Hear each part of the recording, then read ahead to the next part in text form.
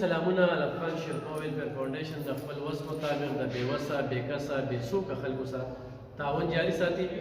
څنګه چې موږ ذکر کړو چې په دغه سکول کې زموږ یو شمېر یتیمان ماشومان چې کوم دی هغه زده کړه کوي. دغه سټاف چې تاسو شاته ګورئ نو دا ډېر په نش وسایلو باندې هغه انتهایي مجبوره چې تعلیمونه یې کړي دي او پسې یې تعلیمونه کړي دي.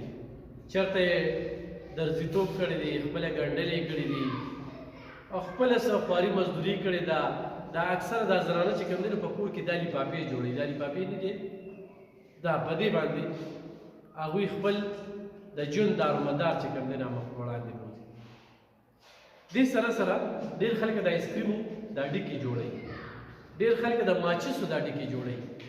دا ژوند دا نظام دا دغه شانته روان دی او ډېرې زنانه په ګوتو باندې یعنې سلایي کوي یا هغوی ته د مشین ضرورت دی. ځکه موږ دلته کې د دستکارۍ سنټر اراده ده خو الله پاک موقع راکړه نو دستکارۍ سنټر به دلته کې کولاوي او ډېرې زنانه دغه چلې زده کوي.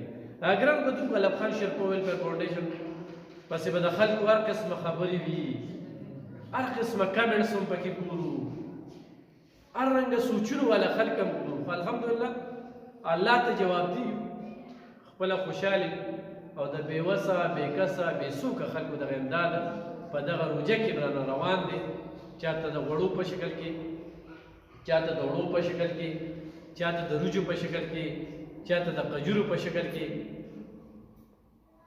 د خپل توقعاتو نه هم زیات کار. دا موږ سره چې شاته کوم سټاف دغه تاسو وینئ نو دا هغه یتیمخانه کې زده کړه کوي او دا ډېر په نش وسایل باندې زده کړه کوي. دا ډېر سفردار دي. الافغان شیرپا ویلفیر فاونډیشن له طرف نه به دوی له چې کوم دی نو موږ د رمضان د نغدو په شکل کې چې کوم دی نو څه ورکوو. الله پاک دې قبول کړي. خو دا د ډېر سفردار دي. نو تاسو ته مې دغه خواست دی چې دغه یتیمان را سره سپانسر کوئ، را سره سپانسر کولی شئ، دستکارۍ سنټر کې را سره ملګرتیا کولی شئ. په دغه سکول کې یو پکې نشته، د پکو ضرورت دی، بجلی شته دی، اوبه شته دی، خو ګرمي راله او پکي ورکې نشته. نو خو په پکو کې څوک مرسته کوي نو په دې باندې ایښ په دېغه تاسو موږ سره مرسته کولی شئ.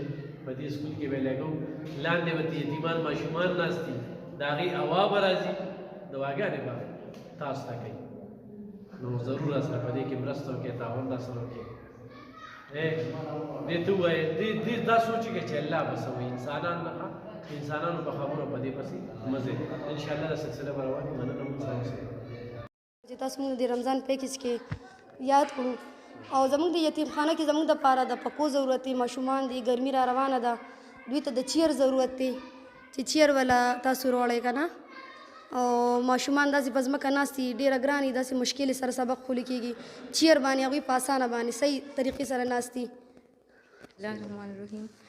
سر ستاسو ډېره ډېره مهرباني چې تاسو موږ د رمضان پیکیج کې یعنې مطلب موږ سره ښېګړه وکړه.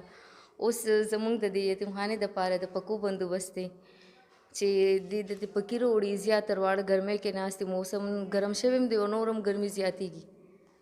اور داسې د نور څه بندوبست هم ضروري دی، یعنې مطلب چیر شي.